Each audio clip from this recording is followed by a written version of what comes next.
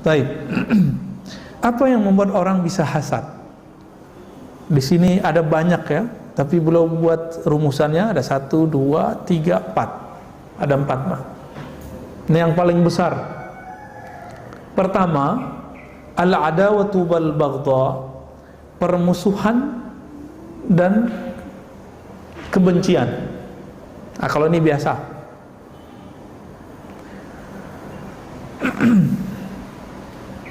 Yang kedua, ta'azzuz.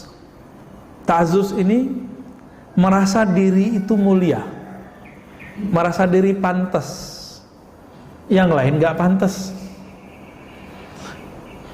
Maka ada 2 orang, satu alim, satu juga alim, cuma senior junior. Ketika si junior lebih sukses daripada seniornya, ya, si juniornya beli kendaraan sebelum seniornya. Apa kata seniornya? Kok kamu nggak minta izin kepada saya? Loh, apa hubungannya? Itu bisa terjadi, Pak. Dia menganggap kalau dia senior, maka si junior harus minta izin kepadanya. Iya, kalau dia pakai jalannya si senior wajar. Misalnya gini, Bapak beli rumah, terus beli mobil. Mobil itu ngelewatin jalan tetangga, cuma satu-satunya itu jalan. Baru kita minta izin kepada si tetangga ini. Mohon izin Pak, saya mau beli kendaraan, ya, nanti pasti lewat di rumah Bapak, mungkin berisik gitu misalnya. Nah, itu bagus, itu gak apa-apa. Ini kalau yang tadi apa urusannya? Nah, itu masalah ta'azzuz. Jangankan itu, kadang kita pakai baju bagus aja dianggap nggak zuhud, ya, dianggap belagu. Jadi orang kalau udah hasad, kita senyum kepadanya, dikira kita nyengir. Kita sapa dia nganggap kita bentak. Ya, kita ingetin dia menganggap kita nyinyir. Begitu orang-orang yang hasad ini. Jadi serba salah sama orang hasad ini. Kita diem, dianggap kita ngapain? Sombong. Terus dia maunya kita apa gitu. Ini masalah hasad. Dan mohon maaf, hidup bertetangga itu akan muncul sifat-sifat ini. Jadi harus diantisipasi dengan cara silaturahim. Silaturahim, ngobrol jangan berlebihan. Ngobrol sepantasnya. Kita nanya sama teman, kamu kerjanya apa? Kerjanya disebutkan, oh itu kerjaan orang gaji sekian ya, gitu. Gajinya paling sekian. Itu kata-kata bahaya itu, Pak, bisa nyinggung dia. Kita ngomong sama teman, oh kamu ngajar di mana? Oh di sekolah ini. Itu sekolah pelarian ya. Tuh kata-kata begitu nggak perlu keluar, Pak. Nah, itu bisa nyinggung mereka. Syukur-syukur orangnya tidak hasad. Kalau dia hasad bahaya. Ya. Jadi apa yang berarti ta'azzuz? Ta'azzuz merasa diri mulia, merasa diri pantas, dan dia merasa orang lain tidak pantas. Masjid ada, kalau kita kan imam alhamdulillah sudah profesional, Pak, ya. Tapi kalau di kampung-kampung kan enggak. Di kampung-kampung yang jadi imam itu kan masyarakat yang pilih. Tiba-tiba si imam yang biasa nggak datang, maka naiklah tetangga kita. Kita mau apa? Oh dia nggak pantas tuh. Maksudnya kalau dia nggak pantas, siapa yang pantas? Dirinya. Nah kan maksudnya begitu, ya. Jadi ketika kita melihat fenomena begini, langsung di-keep, ya. Jangan disuburkan itu. Dan yang ketiga, hubbur riyasati wa talabil jah, mencintai kepemimpinan dan talabul jah, mencari kemuliaan. Materi udah punya, nah dia mau cari imateri. Dia kira imateri itu salah satunya ingin berkuasa, ya. Yang paling lucu, orang gampang dibisik-bisikin. Jadi pembisik-pembisik ini bahaya, Pak. Hidup jangan karena si pembisik, hiduplah dengan kata hati.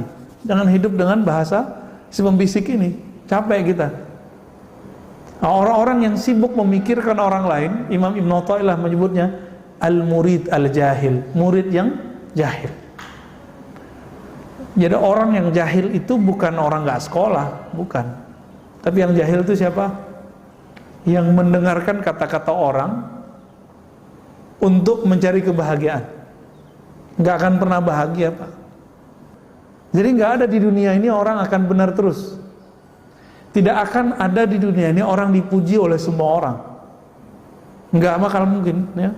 Maka masyayikh kita dulu sering membacakan sebuah kalam-kalam mahfuzat, ya. Ridwan nas, ya, ghayatun la tudrak. Ridho semua orang itu adalah tujuan yang tidak akan pernah engkau capai. Maka pilihlah jalan yang kamu kuat di situ. Jangan mencela-mencela nggak jelas, Pak. Pilih jalan yang di situ pasti ada orang yang suka, di situ pasti ada orang nggak suka. Jalan kita jelas. Maka waktu saya mengajar kitab-kitab ini, kitab Tazkiyatun Nafs, Riyadhutun Nafs, kitab tasawuf kata orang, kitab zikir, kitab hikam ilmu ta'illah, itu sahabat saya ngomong, banyak itu, bukan 1-2 orang. Antum nggak takut nanti dibenci oleh kelompok fulan, kelompok seberang gitu? Jawaban saya apa, Pak? Kalau saya beramal karena ingin dipuji si fulan, kelompok A, B, C, D, maka saya akan membuat dia senang misalnya, tapi saya akan dibenci lagi oleh kelompok yang lain. Nggak mungkin saya disukai semua orang. Jadi saya memilih sekarang untuk siap dibenci dan siap juga disukai. Ada orang yang suka ilmu tentang Tazkiyatun Nafs ini, Riyadhutun Nafs ini, ada yang nggak suka, nggak apa-apa. Para orang bilang kita ngedongeng, ya nggak apa-apa, biarin aja. Ada orang bilang ahli bid'ah, syubhat, itu resiko, Pak, resiko di jalan Allah. Dan salah satu ciri-ciri pejuang di jalan Allah, la yakhafuna laumata laim, tidak takut dicaci orang-orang yang mencaci. Kenapa? Itu kan biasa aja, jalan aja. Maka kalau pengurus masjid, betul harus dengerin orang dalam rapat, tapi jangan kebanyakan rapat, Pak, banyak kerja aja. Di masjid itu kok banyakan rapat, enggak, banyakan rapatnya nggak ada kerjanya ntar. Di mana-mana begitu. Ya, kantor aja kalau banyak rapatnya itu nggak ada jadi. Rapat tuh sedikit aja, yang banyak kerjanya. Kalau kita rapat, pasti kita disalahin orang, dikritik orang, oh berubah lagi. Ya. Bi'ayyakuna munfaridan 'adiman nazari ghaira musyarakin fil manzilah. Nah, orang-orang ini yang ingin mencari popularitas, jabatan, mencari kemuliaan, ini nggak rela kalau ada orang mendapatkan kemuliaan itu. Kalau dia satu aliran, Pak, kalau ini dalam bab keagamaan ya, jadi keagamaan ini bisa kena nih.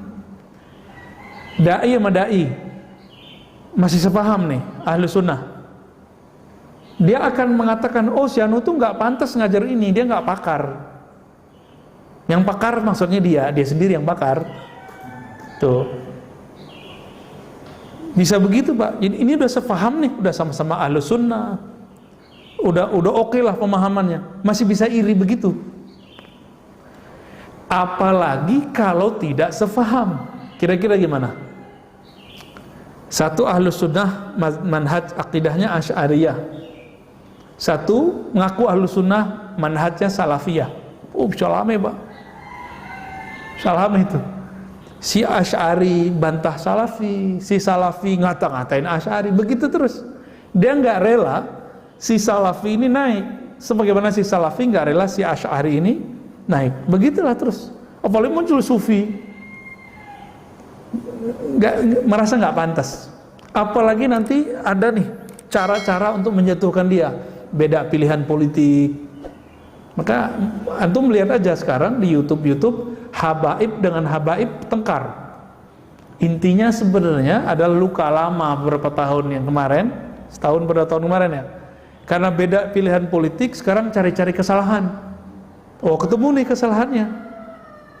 Nah, itu diekspos terus, tengkar. Ya kita sedih juga sih ngeliat habaib kok tengkar-tengkar. Tapi ini menunjukkan habaib itu yang suci darahnya, tapi pemikiran dia kan belum tentu suci. Ya, manhajnya, mazhabnya belum tentu suci. Dia sama kayak kita, persis sama, nggak jauh beda. Habaib nggak ngaji ya bodoh.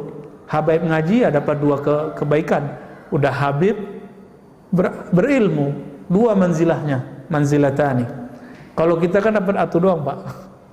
Nah, cuma kalau rohani kita bagus, bisa jadi kita pewaris rohani.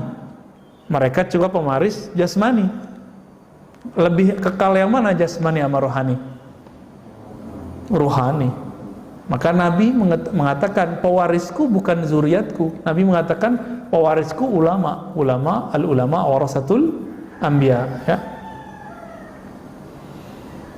Jadi kalau beda faham, beda aliran, oh bisa kalimatnya begitu. Syubhat, ahli bid'ah, sesat. Bisa begitu, Pak. Udah sering lihat ya di YouTube ya. Pasti sering lihat begitu, ya. Kalau dia sefaham tapi beda popularitas, nanti paling mau jatuh-jatuhin. Ini agak sedih kita ngelihatnya, ya. Dan yang terakhir, penyebab orang bisa hasad, khabathun nafs wa syuhuha bil khair li ibadillah. Ini yang paling parah. Emang pada dasarnya hatinya busuk gitu, kalau bahasa Indonesianya. Tapi kalau terjemahan harfiahnya, jiwanya itu kotor. Khabathun nafs wa syuhuha bil khair li ibadillah. Dan rasa kikirnya yang pelit terhadap hamba Allah, bihaitsu yashuqqu alaihi ayyusafa indahu husnu hali 'abdin fi ma'unima alaih. Dia susah menerima kalau ada orang mendapatkan kebaikan. Seorang dai, seorang artis itu nyesek, Pak, si public figure ini kalau melihat si artis atau public figure atau si ustadz yang lain itu populer muncul, nyesek bagi dia.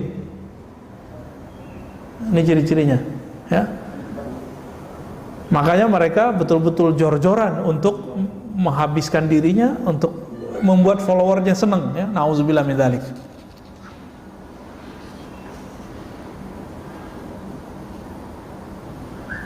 Nah, kalau empat ini masuk ke dalam diri, udah semi-semi kafir, Pak. Empat yang tadi, ya, kebencian. Ya, benci ini kan sebabnya macam-macam, ya. Beda faham, beda politik, beda strata ekonomi, ya.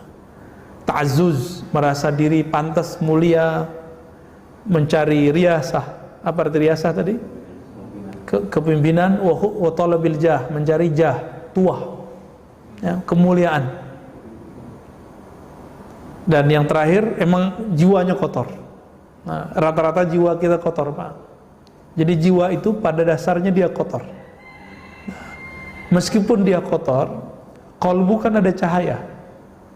Maka kolbu ini nanti akan membersihkannya. Maka ada jalan pintas untuk menghabiskan ini. Kalau beliau memberikan di sini beberapa cara, ya. Jalan pintas untuk membersihkan kolbu dari penyakit-penyakit kolbu, khususnya hasad, adalah memasukkan nama Allah ke dalam kolbu. Artinya berzikir dengan kolbu sebanyak-banyaknya. Jika dosanya dosa fisik, cukup dengan zikir pagi sore selesai. Tapi jika dosanya di dalam diri, maka dia harus zikirnya zikir yang tersembunyi. Mirip seperti dokter, kalau lukanya di luar, pengobatannya di luar. Kalau lukanya, penyakitnya di dalam, itu harus dioperasi, benar nggak? Nah, operasi terbesarnya itu adalah zikrullah. Likulli syai'in siqalah, begitu dalam asar riwayat Imam Baihaqi. Setiap sesuatu itu ada cara untuk membersihkannya, mengobatinya. Wasiqalatul qalbi zikrullah, pembersih hati, penetral hati, pengobat hati hanyalah zikrullah. Nah, itu zikrullah kalau masukkan kolbu. Kalau dimasukkan ke pikiran bagaimana? Apakah kita akan hasad sama orang, sedangkan yang menurunkan nikmat itu siapa? Ini caranya nih kalau masuk ke akal. Allah, benar. Mungkinkah Allah salah menurunkan nikmat sehingga kita perlu iri? Kita nih senang sama seorang lawan jenis, laki ke perempuan, perempuan ke laki-laki. tahu-tahu dia nikah duluan sama seseorang. Iri nggak? Pasti ada rasa iri, Pak. Masa dia sih wajahnya biasa-biasa aja, kok nikah sama dia yang mukanya luar biasa? Itu perasaan kita. Ya. Pertanyaannya, mungkinkah Allah salah dalam menjodohkan?